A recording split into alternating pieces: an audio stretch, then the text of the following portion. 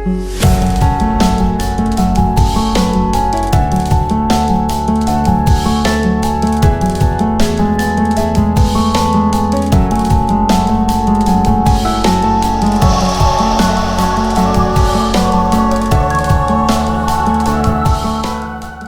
is the vocal outcry of the vowels shaped into sentence melodies by the muscular consonants. Art tends to be much more of a mixture than people think. The more you look at anything, the more it has many, many different roots. The language that I grew up speaking is not called American. People sometimes say the American language. And English, among European languages, has a much larger vocabulary than French or Italian or German. The dictionary is larger. Why? Because the island was invaded by a series of people who would steal from, trade with, enslave, marry, war with, make peace with, succeeding layers of invaders. The Vikings came through, the Normans came through, so that the French language, Scandinavian languages, Celtic languages, all got mixed into English. So when we talk about the purity of someone's English, it conceals this other extremely eclectic origin, so that the many nationalities of my home state of New Jersey, for me, reflects the nature of art itself and of any person. We tend to take people and say, this person has the following characteristics, they're therefore in a category.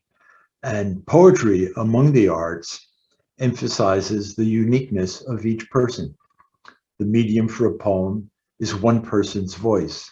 So I am many things, and you, Esra, are many things. We know many different languages, and if you lined up our 16 great-grandparents on each side, I'm sure there would be surprises.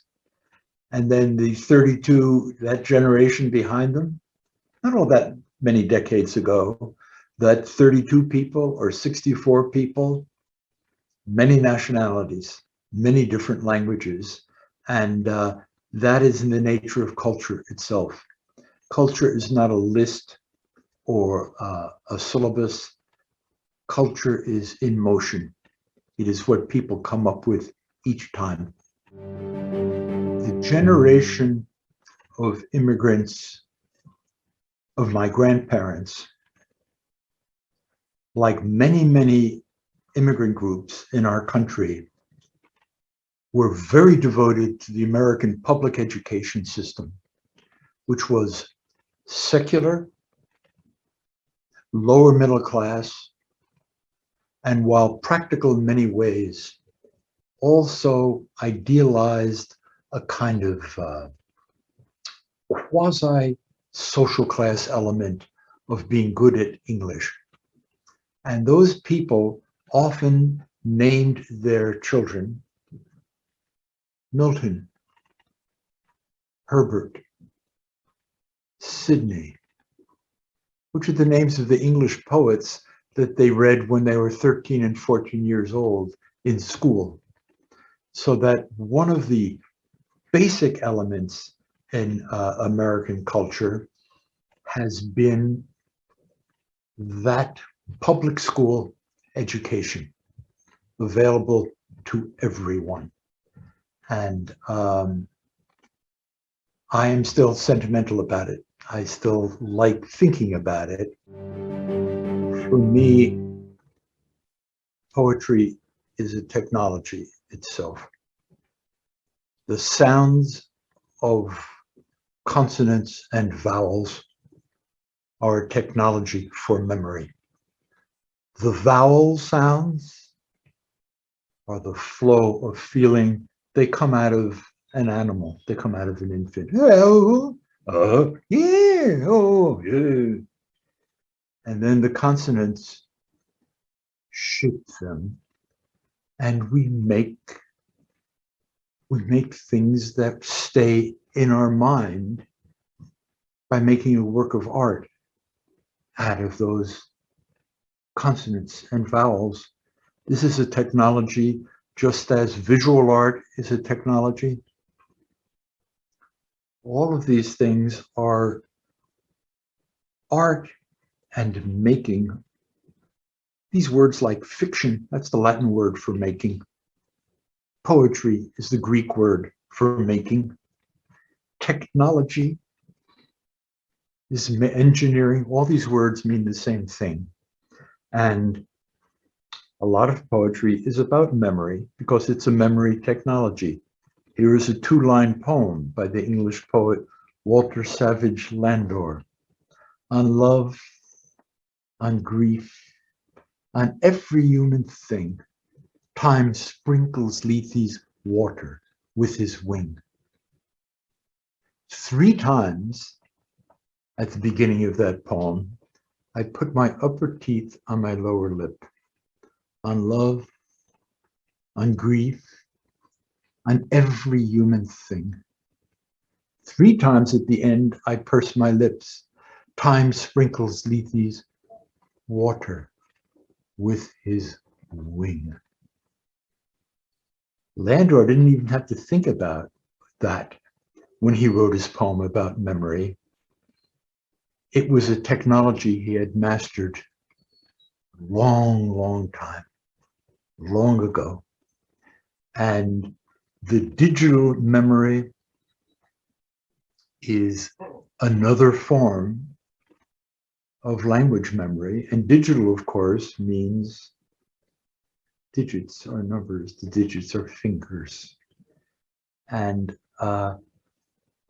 we, as an animal, we require memory, cultural memory.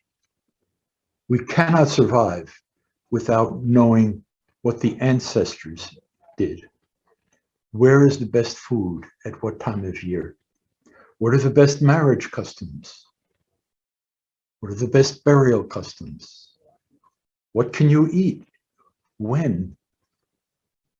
All of this is not invented by any one generation or person. So we require, biologically, physically, we require a technology to take what we got from the old ones and preserve it for the new ones, the next ones to come.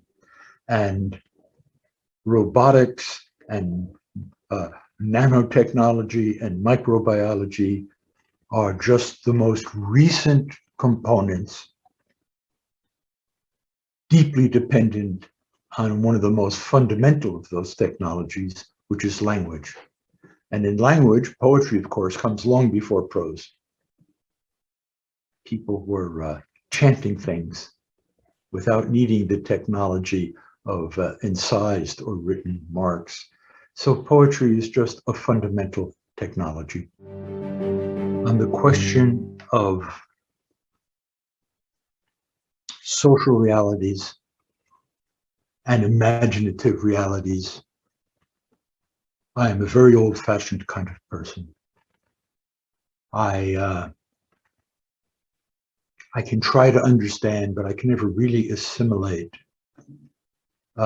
theoretical thinking that emphasizes how I am constructed. The words or grunts, Robert Pinsky, the cloth I've chosen, all the things I've made with myself, my idea of myself as a person, individual, me, self, all these different languages and words for this. I can find it intellectually stimulating to think about the theory that discounts the soul, but in an old-fashioned secular way. Really, I have no doubt about the individual. You could argue that that's because I have practiced this art, given my life to this art,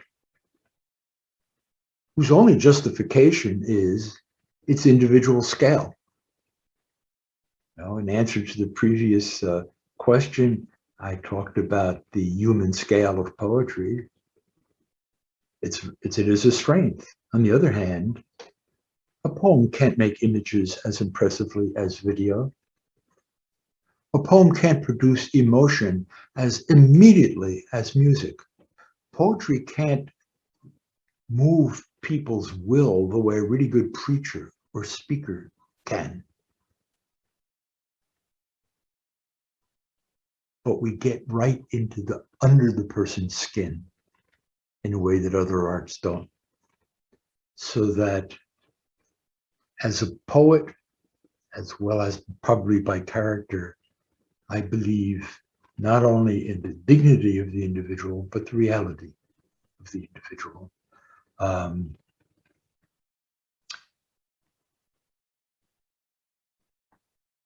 The social mass depends on these things. The great religious texts, the Quran, the Hebrew Bible, the Christian New Testament, the great Buddhist and Hindu texts, they all depend on the sounds of words, but the power of metrical and musical language, there's no greater power as demonstrated by those religions. It's not preaching, it's not video, it's not literal actual music or singing, but it has this power of breath. It's so intimate, and it is such a small scale that it penetrates. It can penetrate rock, like a very, very fine, highly refined oil can penetrate rock that the heavy machinery can't get into. Poetry is like that.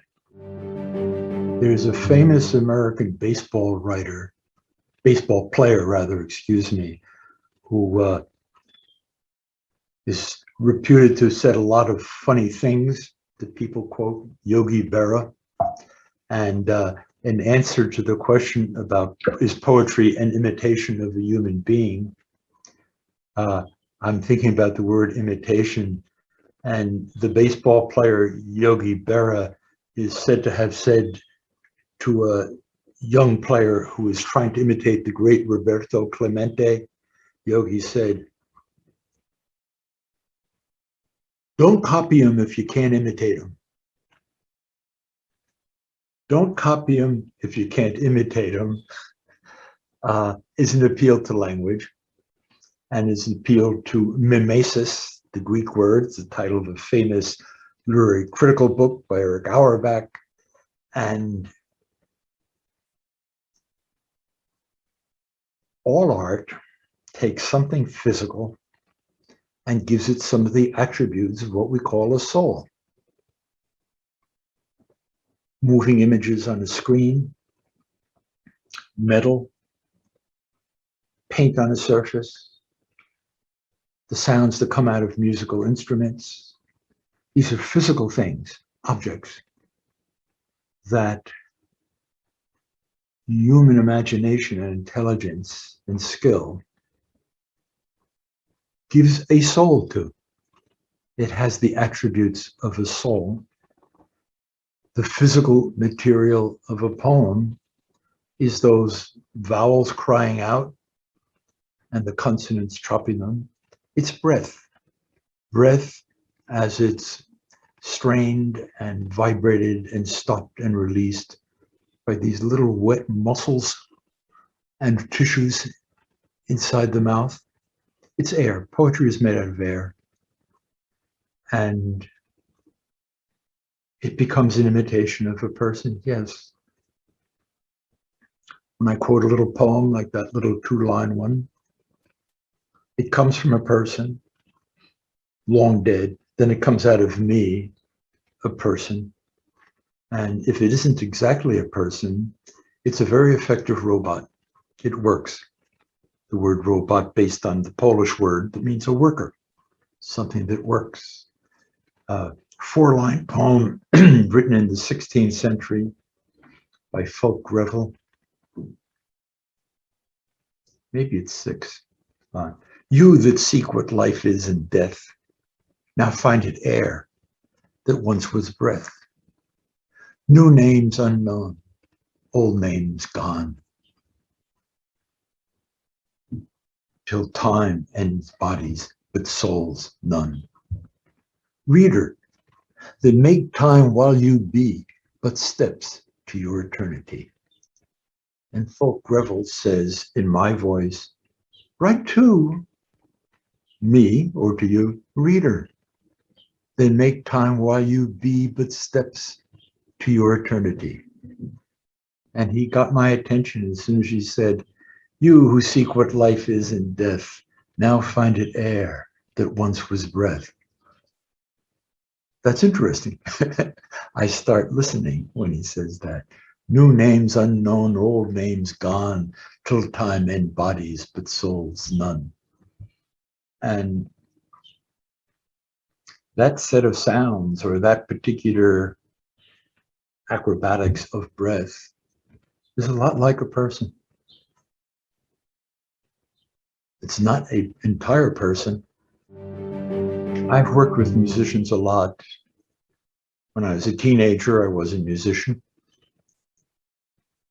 And every art has an aspect that is destructive and an aspect that is conservative. To conserve is to keep something, to keep it in memory. As a political term, I have read that that word was not used to mean anything political until the 19th century.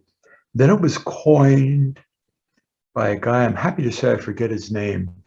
He's the same Englishman who wrote a review making fun of John Keats as being the Cockney poet, not having the right upper class education, son of a stable keeper. And that guy, whatever his name was what we now call a political conservative, and coined the name for it. And I love that he is best known and best remembered now, though not remembered by me apparently, for deriding one of the greatest English poets, John Keats. You want, with your next poem or your next piece of music, to destroy everybody's idea of what a poem is or what music is. And in doing that, you will be preserving or conserving something as well. So I don't make an absolute distinction between the art of poetry and the art of music.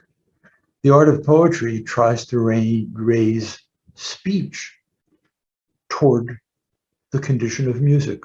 In retrospect, we look at art and we say, how much is the art looking for harmony? How much is it embracing chaos? How much has it got to do with the subconscious? How much has it got to do with conscious meaning? Those analytical retrospective terms are not how we think all day long. As I talked to a little child, as I tried to figure out how to pay my income tax, as I try to please my wife, as I talk on the phone with the restaurant, I'm not thinking about chaos and meaning. My conscious and my subconscious all are playing a part. And when one makes a poem, it's a lot like when one listens to music or reads. The audience is not totally unlike the artist. When I read Moby Dick, am I escaping into a world where whales are everything? Or am I learning about whales? I just like doing it. I like feeling it. I want it. And in retrospect, I can say, I wonder if what I learned about whales is true or how much is made up. In retrospect, I can say, well, it's not really about whales. It's about megalomania and will versus peace. That's all retrospective. When I'm doing it, who knows what's going on? Right now, I'm looking at a very highly sophisticated computer screen, and I'm trying to be interesting. I'm trying to formulate ideas, and I'm not thinking about my subconscious and my conscious or meaning and chaos. I'm trying not to be bored and not to be boring. So the proposition that poetry is a kind of sixth sense or seventh or 29th sense, I'll accept that. People, to talk about art, they'll refer to what one sees, what one hears, what smells are in the poem, how tactile is it? And I often return to, it's a joke I've made repeatedly about the shield of the Pinskys that my ancestors used to carry into battle. And it was our motto. We would scream as we raised our war axes above our heads. There's no coat of arms. There's no ancestral motto. But the joke I make, in a way, is to reinforce the idea that poetry is a sixth sense. Which senses or which phenomena are involved in poetry? Is it tactile? Is it auditory? Is it olfactory? Is it visual? On the coat of arms of the Pinskys, our ancient motto, it says, all of the above. So that, what have you got? That poetry tries just to, it's omnivorous, it's inclusive. And art is omnivorous.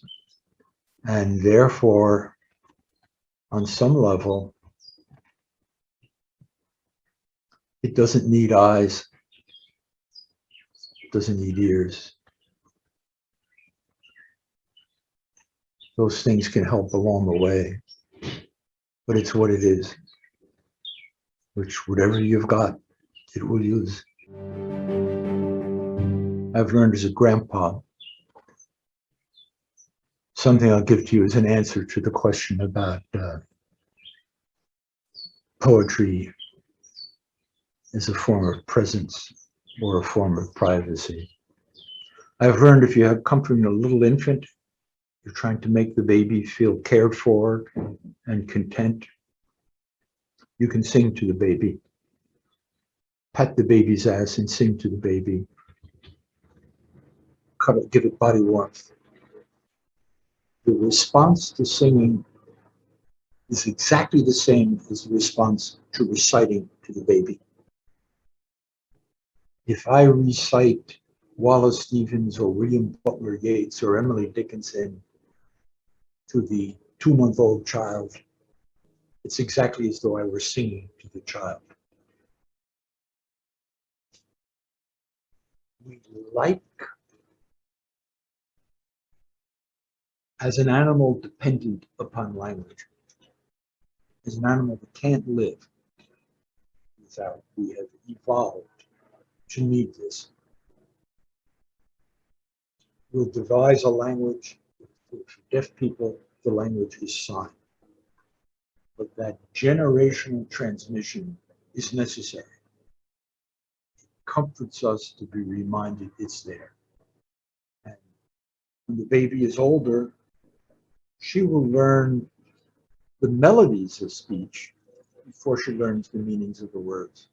Like the melody of greeting is, oh, yeah. You know, come in, it's hospitable melody of comfort. Oh,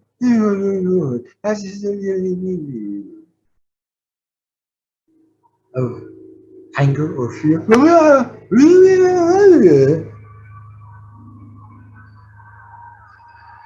mastery of those melodies and responding very, very early.